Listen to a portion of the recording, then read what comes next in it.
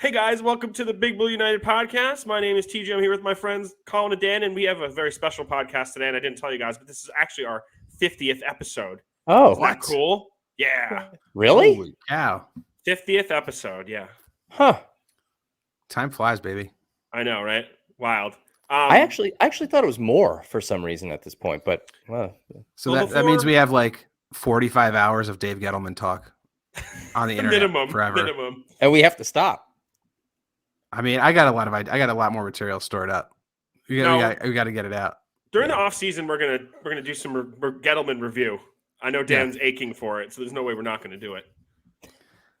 We're gonna do like one of those like long form documentaries like they do on the Civil War where they break down like every Ken year. Burns. Yeah, like a Ken Burns, Dave Gettleman digestive retrospective.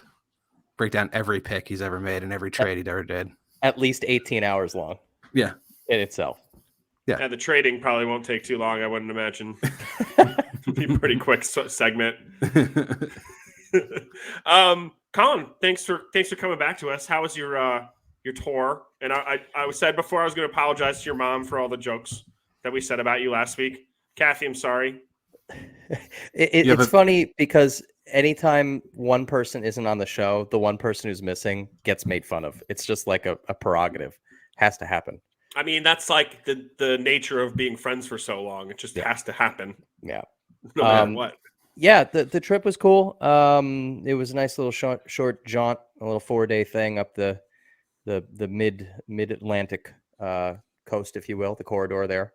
And it was good. It's good to play some music again and get out there and kind of feel like things are more normal when they still weren't, but at least there were people out and it wasn't like dead.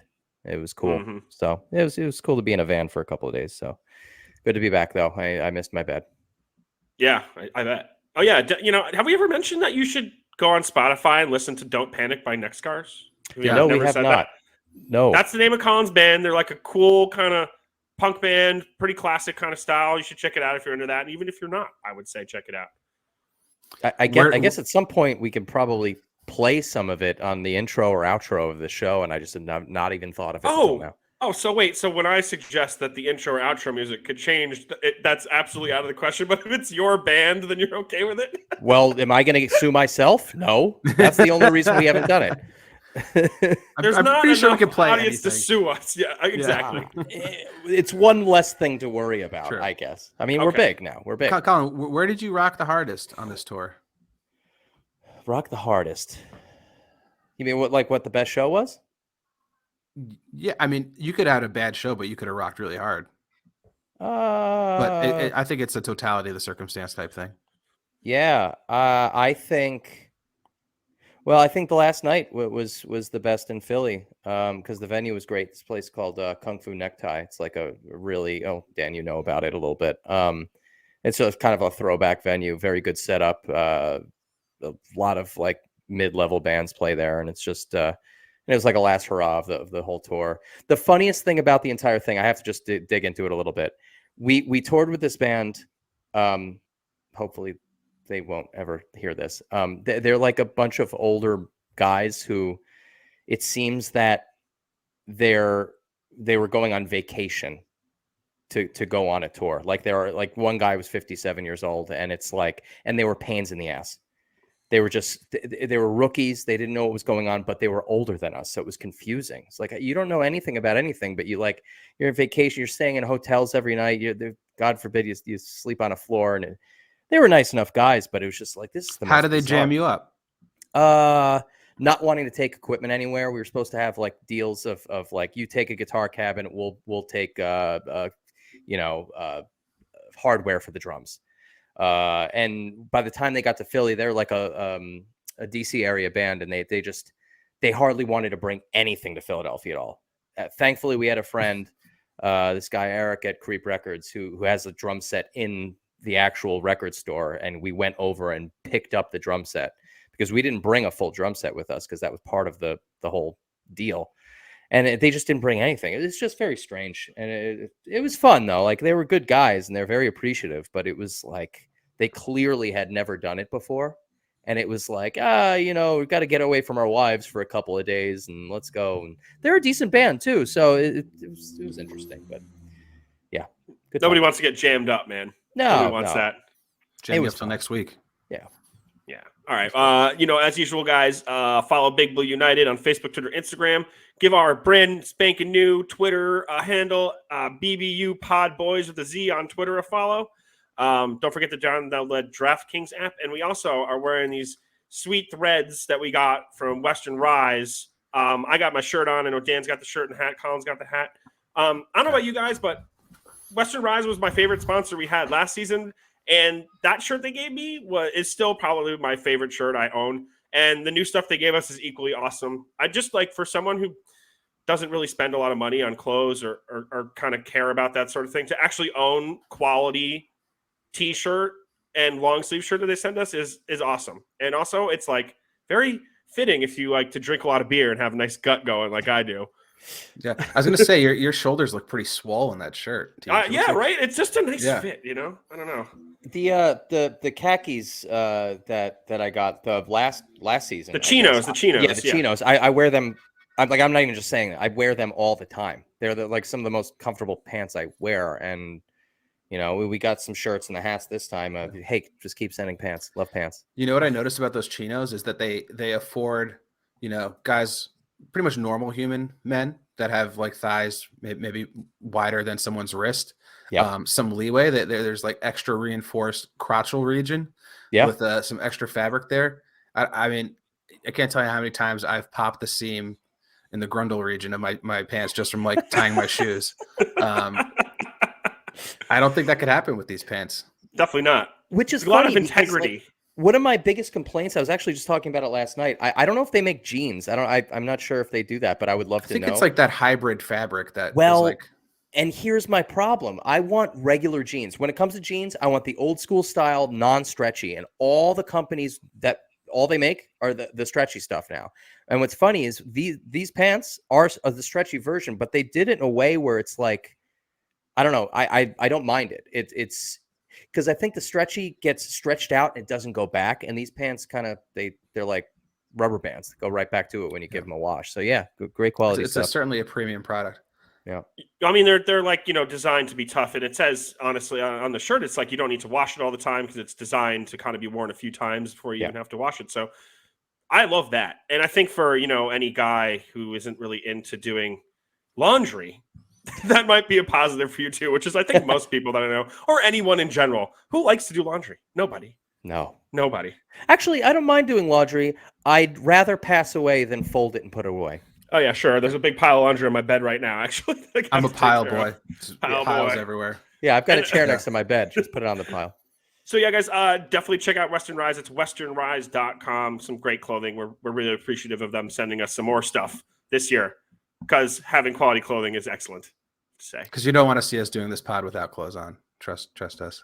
Well, Colin said earlier he was going to wear the hat, and I was like, well, just the hat? Or are you going to wear other clothes too? Pop that top. So we're lucky. I have a feeling there's, for some reason or another, we're gonna do an episode where shirts are gonna be off. Probably when we're pumped up. I don't know if I'm capable of getting that pumped. Yeah. Anymore. I mean, maybe. Maybe this new GM that we just hired might be the remedy. Oh, Big Shane, your boy. That's what we call a segue. That beautiful segue there, Colin.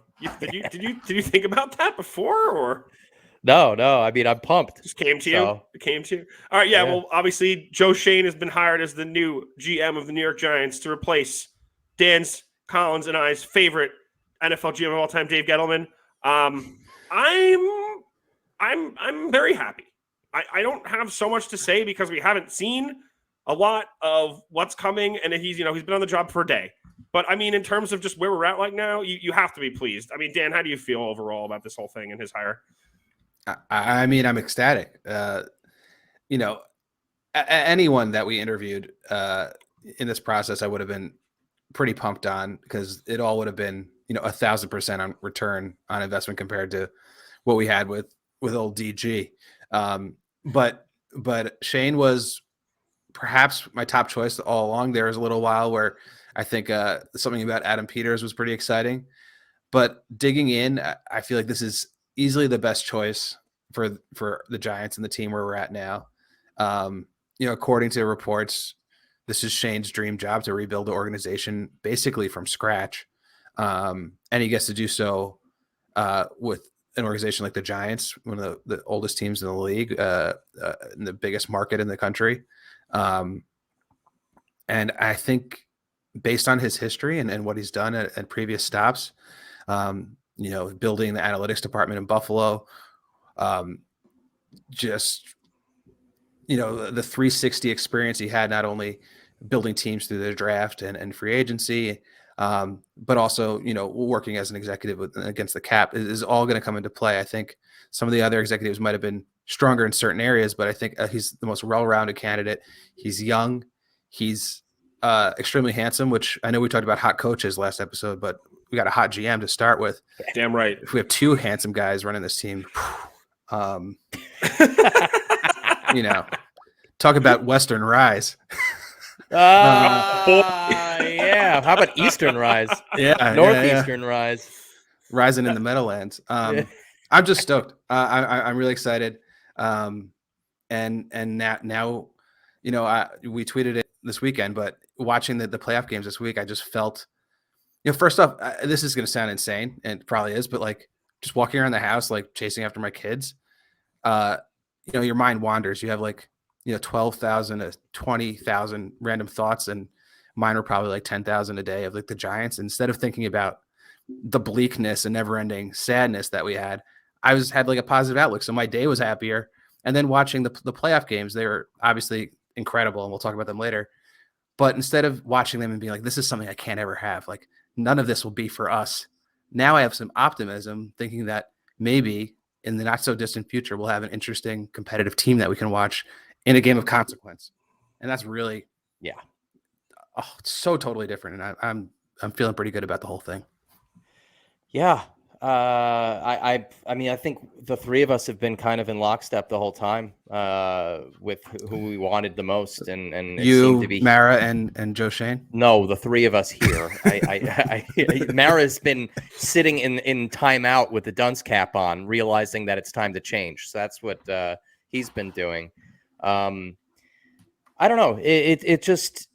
It was clear, going back to Steve Tisch again. I think finally his voice was heard in the room, where in the past it was kind of heard and kind of like, oh, thanks, Steve. But, the adults are talking here. And I think now it was kind of like, no, John, I said it before and you didn't listen to me, and I wanted to blow it up 3 years ago. But now we actually have to do it. Otherwise, this is a ship that is going to have sailed a long time ago. And, I actually just wanted to bring up an interesting tweet that I saw just before hopping on with you guys. It's from this guy, Cam Marino, who is an NFL analyst for playerprofile.com. He said, from what I've heard in the last 24 hours, I'd be shocked if Brian Daboll wasn't named the head coach of the Giants. Sounds like he brings Ken Dorsey to be his offensive coordinator and Wink Martindale as his defensive coordinator, which is very interesting. I saw that tweet too. Yeah, I mean, take it for what it is. I don't know. I still hold out hope that Graham sticks around one way or the other. Sorry to jump ahead into that, but I felt like I wanted to get that out before I forgot it. But hey, Shane's doing all the right things in terms of reaching the wide net out there to see who is worth interviewing, and it seems to be candidates that are very not so similar to each other, which is cool. From different teams, the only person that's been in the organization before, I think, was Lou Anarumo, old defensive back coach from 2018. He was the defensive coordinator at the Bengals now, who's a Staten Island guy. But otherwise, that's the guy who's the Bengals defensive coordinator, right? Yeah. Correct. Okay. Yeah. Who's been doing a fine job, clearly. Yeah, I mean, their defense looked good. I'm more, when it comes to the Bengals, I'm more surprised with how their offense holds up at that offensive line. But again, very true. Let's get into that a little bit later. Yeah. Do you guys just want to jump into talking about the head coach search? Because I have another question I want to ask you about Shane necessarily. I just wanted to talk about Shane just a little bit more specifically. Yeah, sure. I mean, I think we're all sort of shocked on how like cohesive and smart this GM search has been by the Giants. I think there's a huge part of us that thought this was all going to go really bad, and we'd be sitting here with Kevin Abrams or like, I don't know, some like guy from Westchester Country Club that like, you know, is buds with John Marr and Chris Marr, or, you know, one of the Marrs themselves. So I like, first off, like, still in shock that it went right. But when you start to look at it a little bit more, it makes more sense. Like, obviously, Joe Schoen is someone that Shane, excuse me, I keep saying that. Joe Schoen is someone that the whole fan base is clamoring for. He's behind one of the best turnarounds in the NFL recent history. They have an exciting team that puts out a product that everyone likes to watch and would do gangbusters in New York as far as business is concerned. But also, like, he's a Parcells guy, and like, what is like a bigger, like, you know, vote of confidence, bigger like safety blanket for our organization than someone affiliated with someone in the past, let alone Bill Parcells. So that makes a ton of sense. And then, you know, his connections to other coaches, obviously, but including coaches that the Giants might be keen to, like defensive minded coaches outside of Brian Daboll. So there's a lot of synergy there as far as traditional Giants values and what they look for in a candidate. So I thought that was interesting. It wasn't just a total left turn as it might have seemed. Because I'm not, I did see that as well with the Parcells connection. Because I didn't dig into it. What is the connection? They're in Miami together. He started in Miami. Oh, yeah. Interesting. Yeah. And Parcells, you know, had like some nice comments about him, about his ability to evaluate player personnel. And then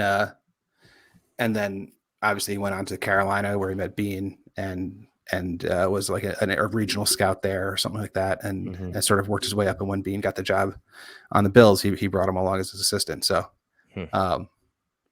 it's just a cool story. Obviously, I think, you know, public opinion and people in the know all think it's like a slam dunk hire. And you can't really do any better than we did. So, you know, I also feel fortunate that it's this season that we're looking for a GM, because maybe he wasn't available in previous years or this slew of candidates weren't available. So it's, to me, it seems like we might've got pretty lucky here, but this is all conjecture and based on potential. So that's what we do here.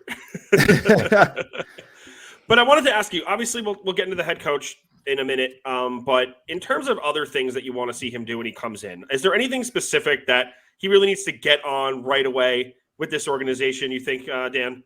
Yeah. Fire the whole scouting department. Right on. Yeah, I was going to say the same thing. Yep. Maybe fire Chris Pettit into the sun.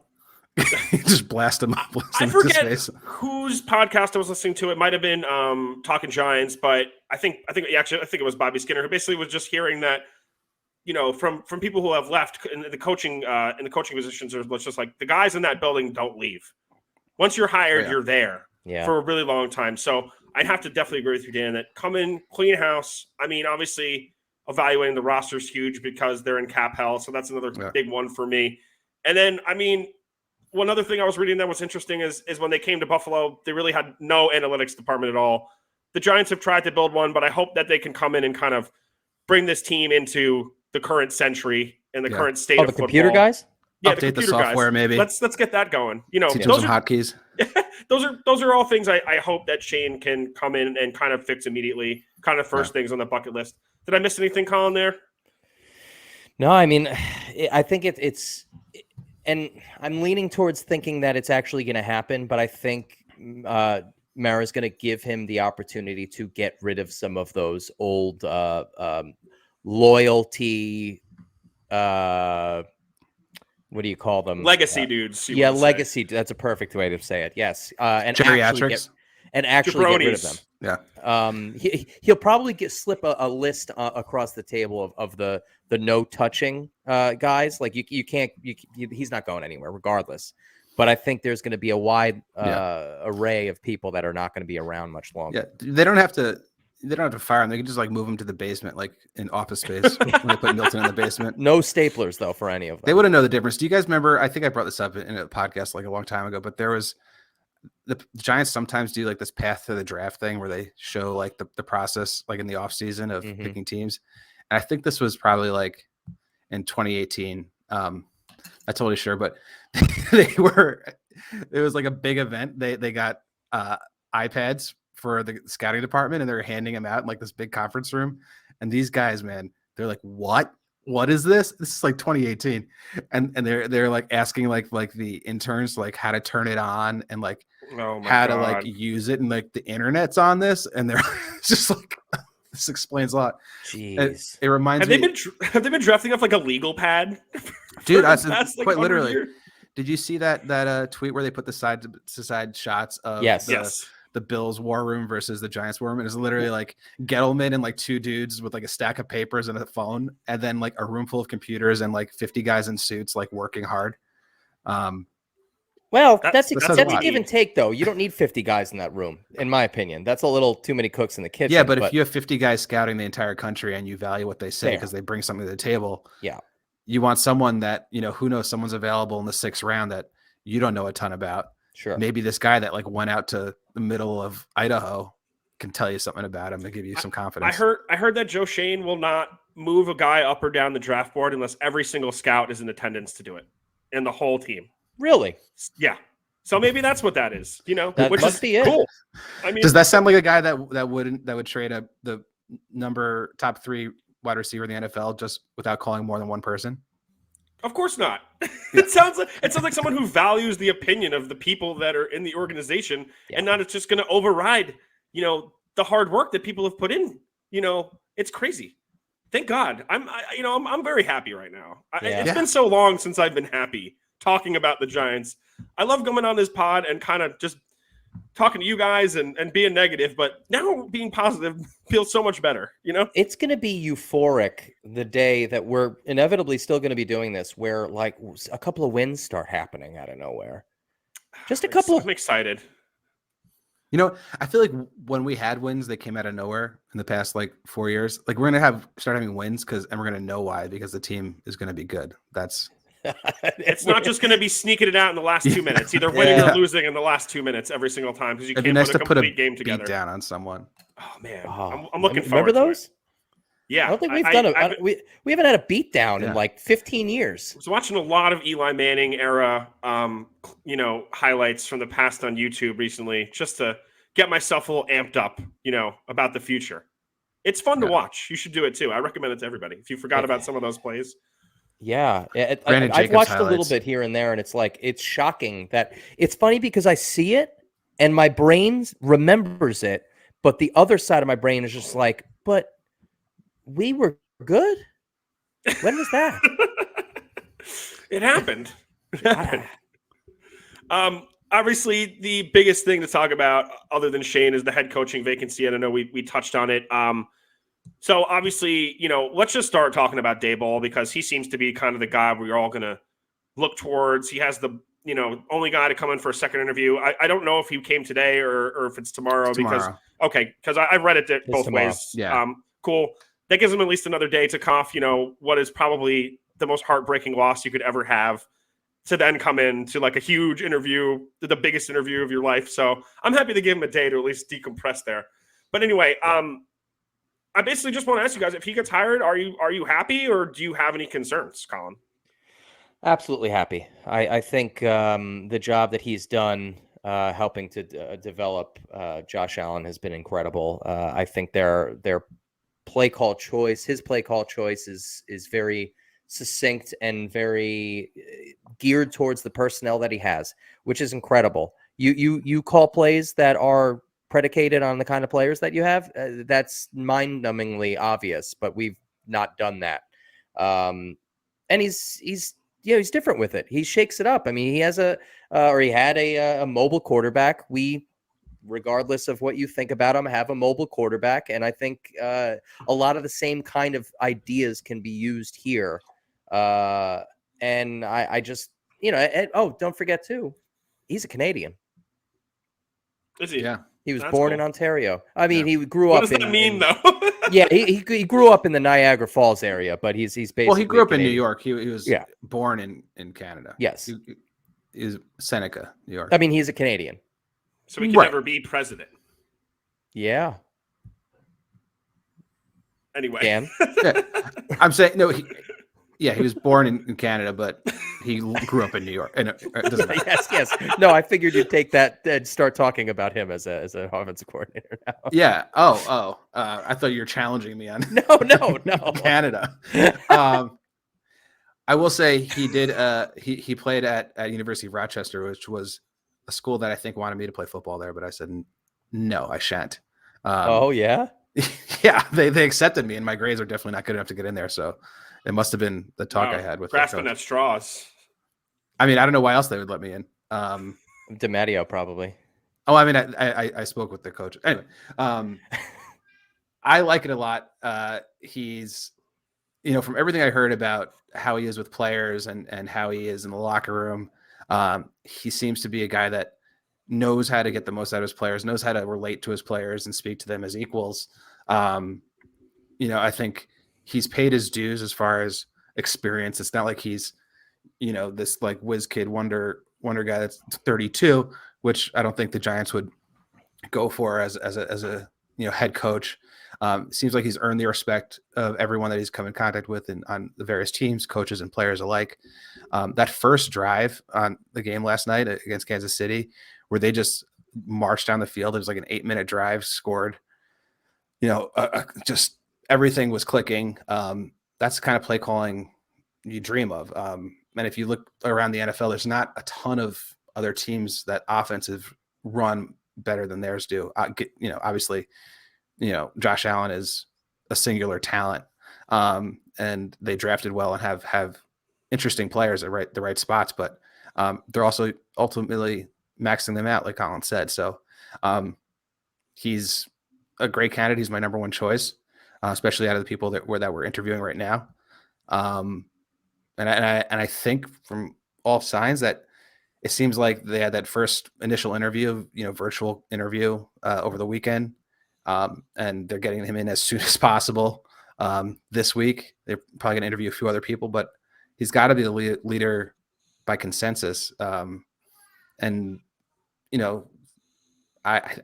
just hope they tie it up and we have a new coach before we do the next week's podcast. I love the Dable. I love Dable. I think one of the things I was seeing the most on Twitter was like, well, Dable wouldn't have the success in the offense if it wasn't for Josh Allen. And in my mind, I'm like, how do you think Josh Allen got this good?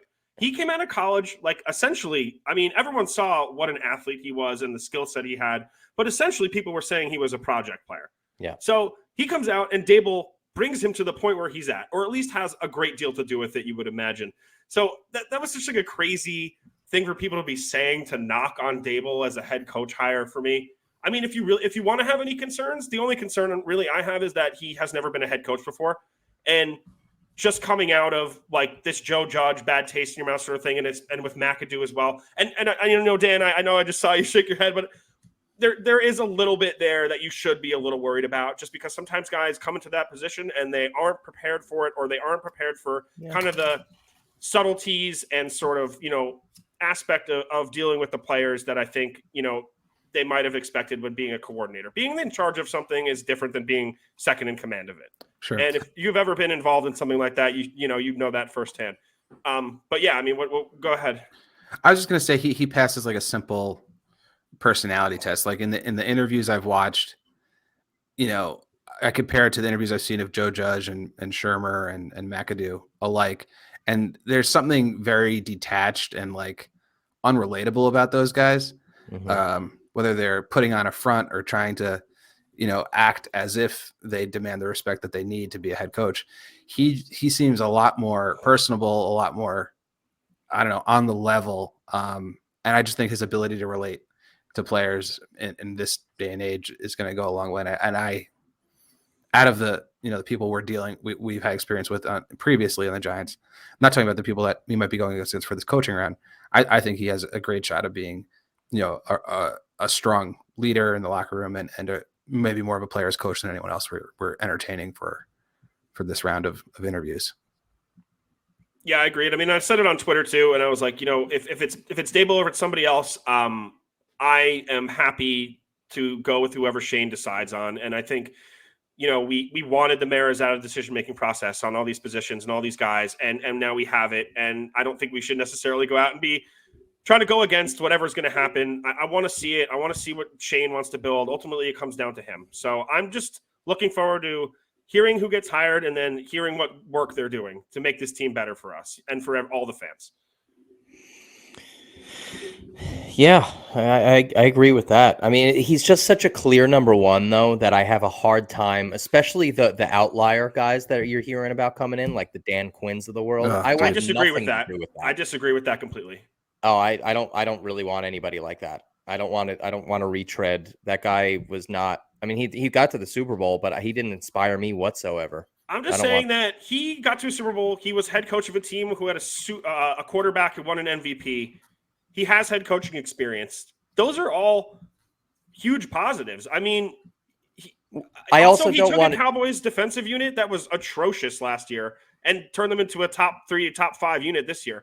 So he has success. I know, like, he's not offensive minded and everything like that, but if they brought in a coordinator to work with him who could elevate the offense, which I think is, obviously going to happen because it's better than Kitchens or Garrett or whoever else we've had for the last few years. But I think just to dismiss someone with that much experience and a resume like that is kind of not the greatest thing to do, in my opinion. But, I'll tell you right now, to your own opinion. I wouldn't be happy if we hired him outright. That's just how that would be. I think that would be a going the opposite direction where we should go, and especially defensive-minded head coach. I don't want that. Is there anybody else other than Daboll that you guys would be happy with as head coach? I mean, not to put my eggs all in one basket here, but I mean that kind of seems it. What's funny is all the guys all the guys that we're interviewing are defensive-minded besides Daboll, which is weird to me. Wouldn't you want to sprinkle in? Leslie Frazier had Buffalo's defense is the best defense in the league, despite the game yesterday. I mean, why wouldn't you bring him in for an interview if you're Joe Schoen? I have no problem with it, but I'm surprised that there's not more forward-thinking, progressive, offensive-minded head coaching candidates besides. It could be that Joe Schoen is like, if we're hiring an offensive coach, we're hiring Daboll, and there's no one better to bring in. If you guys want to interview some defensive guys, we'll interview some defensive guys. I think there's a lot to be said for that relationship, though. The Joe Schoen Daboll relationship. Sure. They know how each other operate. They know what they look like. Shane probably knows how to draft an offense for Daboll already. And a lot that's just, we experienced when there's absolutely no synergy between the front office and the coaching staff for the past 4 years. Yeah.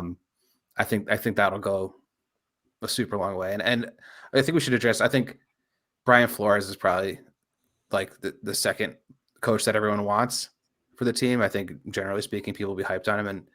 And I guess out of the lot, I probably would lean to Flores. But I'm worried because I think there might be a lot of that Patriot DNA that didn't work for every coach that was a ex-Patriot coach. Daboll was an ex-Patriot coach, man. Yep. Yeah, but in a different way. At least I don't know that. Oh, he had success elsewhere. You mean that's the difference? No, a head coach, he's demonstrated that personality before. I'd give Daboll a benefit of the doubt. Like the reason Flores is out of Miami, from all accounts, is for his prickly personality. His running through coaches, assistant coaches, not getting along with ownership, which, to a certain extent is good that you think for yourself and you have a clear vision of what you want. But also it seems like he was hard on everyone around him. And it doesn't seem like a way to have extended, prolonged success. I would hope that the next coach we have is here for longer than 2 years. So, I mean, I love, sort of the type of product he put on the field, the way, the players played for him on the field, and that he's a New York guy, and that'd be sick to have a Brooklyn guy coaching the Giants. But with how atrocious our offense has been, I just can't stomach that. And with the plethora of great DCs available right now, I think you can make it up. So it's really just finding that leader and dragging the Giants into the modern NFL, which is something. It starts with the offense. Yeah. Absolutely. Well, I don't want to harp on Dan Quinn, but like, what if Kellen Moore comes and becomes your offensive coordinator? The I don't like his have one of face. the best offensive offenses in the NFL the past few years. Rate Kellen Moore's face. In terms Not of hot enough to be your punchability, coach? Yeah, punchability. Yeah. oh, he looks like he needs to be punched in the face right now. Yeah, I don't really need that. All I wanted to say is I don't think it's Dable or bust. I think that there are other people out there. But I mean, if I had to pick, I would pick Dable, and I'm with you guys on that. Yeah. But I mean, don't throw your eggs in one basket, because if he doesn't get hired, don't get upset about it. Is all But I'm saying. don't piecemeal it either. Don't bring in Dan Quinn and then hope for someone to show up that can do the job. And then he doesn't. And then Dable's off coaching some other team, and then we're left sitting on our hands again. Like I said before, whoever Shane wants, I'm going to get behind, regardless of who it is, because I believe in Joe Schoen, and that's the most important thing. I believe in this man that we hardly know anything about. I don't care, man. You have been beat down as a Giants fan for so long that you have to just say that. You have to be like, I'm all about Joe Schoen and everything he wants to do. Absolutely. Because otherwise, what's the point anymore? It's like, he might be okay. I guess I'll sort of care now. I don't know. I don't know what my point is, where I'm getting. No, I agree. At here, I think because the Giants hired the guy we wanted to hire, we already pot committed. We got to believe in what he's going to do. This is our ideal outcome. So now, whatever where goes, like, that's the best decision that we could make as a fan base. Yeah. I don't know. Anything else to say about the Giants, or do you just want to talk about a little beyond the Giants and what's still going on in the NFL right now? Because it was probably one of the best weekends of football I can remember in many years. I don't know what games you guys watched or how you felt or anything. But that 49ers Packers game I watched the other, I think that was on, was it Saturday night? Saturday night. Yeah, I got it done with work. I sat at the bar, watched the whole thing. Oh man, great game and low scoring game. And if I'm the Packers, I'm so embarrassed. Embarrassed. It was such great Schadenfreude for not Schadenfreude, but Aaron Rodgers, man, the smuggest dude around. Fighting Tom Brady for the throne of just smug jerks. Really, really just got it where he needed it. I like Tom more than I like Aaron Rodgers now, which I never thought I would say. No, you said that the other night, and I was like, no, they both suck. Tampa Tom is better than Aaron Rodgers now, with his bad haircut. This is your Patriots roots coming out, TJ. Yeah, no. Must be. This is Drew Bledsoe coming out right here. It's coming through. Yeah. I don't know. Who do you guys want to see in the Super Bowl? I mean, I would like, for no good reason at all, for the Bengals to go. 100%. For sure. That's a good story. I can't help but be behind Burrow, because he's exciting and he's done a hell of a lot with only Jamar Chase. And who sacked 9 times. Yeah. And no, won. I mean, their whole skill position group is exceptionally good. Yeah. Those wide receivers are pretty damn good. The Bengals have drafted really well for a long time. Their offensive line is just so bad, though. That's going to prohibit them from getting to the Super Bowl, I think, even though I would love to see them in the Super Bowl. Oh, speaking of the Chiefs Bengals, are going to destroy. Can we talk about how much we want to fight Eli Apple right now? Because that would be cool. I'd fight him. Why are you, a professional football player, getting on Twitter and, like, you're not just tweeting one thing that's, like, kind of out there? It's like a string. What was the context for that? He's just attacking, like, the city of New Orleans and, like, the people who live there and calling them all trash and the brain dead because of the. Why now? Like, where did this come from? You know what? I don't know, man. Like, I scrolled down like quite a bit in his Twitter, and it just kind of like never. It was like I scrolled down and only got to, like, 1 day ago. He had tweeted like 100 times. So what did he tweet? What did he tweet for? It wasn't listeners prompted. that don't know. He said something like, "New Orleans smells the catfish and the horrible food makes everyone brain dead and stuff." And and then out of nowhere, he's just like, "And I'd like to fight all the fans of the Ravens and the Giants." It's like, someone's like, "Who's the worst fans?" He's like, "Well, the Ravens, the Giants, and New Orleans just happen to be 2 of the teams that cut me, that I played for." The guy, and then apparently, like, his mom got kicked off Twitter or something for defending him. It's just like very bizarre behavior. And if I'm someone who's preparing to play in the biggest game of my life, I'm not spending all day on Twitter talking about bozo stuff. Yeah, exactly, Colin. Exactly. I mean, he when Landon Collins called him a cancer of the locker room, It was clear. It was clear and it was true. That maybe they dunked him in that cold tub for a reason. Yeah. Oh yeah, JPP threw him in it, right? Wasn't that what it was? Shut up, Eli. Yeah. Did you see that stat that JPP just lost his first playoff game? Yeah, He's he's 9-0. 1 in the playoffs. Yeah, you really got to hand it to him. Nice. Nice. Nice. Very good. I mean, hey, it wasn't his fault. You can't point the finger at him. Keep going. I think that's it. That's all. That's it. That's all. I'll So give him a happy high to see five if I Tom- see him next. I don't know. High five. Yeah, good. So happy to see Tom out though. That's number one. Oh yeah. I was bartending on Saturday during brunch, and there was like one dude in a Niners jersey, one dude in a Green Bay jersey, another guy had a Bills jersey on. Or it wasn't a Bills jersey. It was the night game of that day. I don't remember what the heck it was. The Bengals or Titans or some one of those.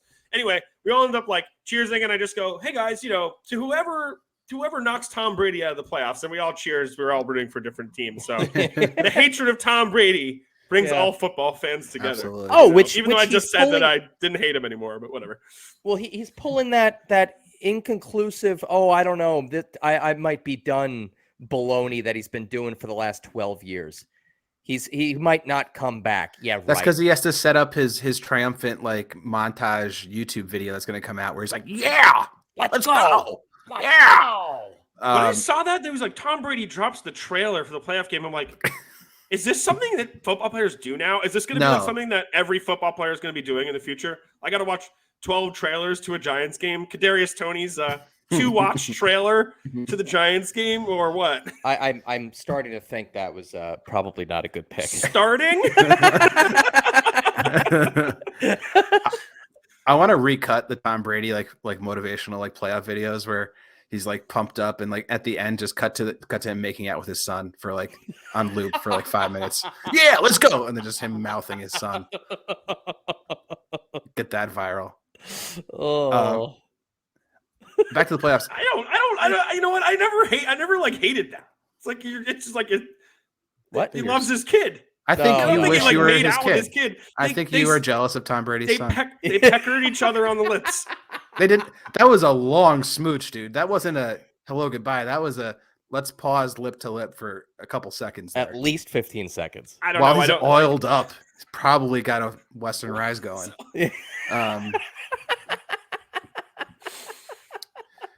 Anyway, All right. I'm excited for the Rams 49ers game. I think it's going to be excellent. Best case scenario, Odell Beckham puts the team on his back. Rams go to the Super Bowl.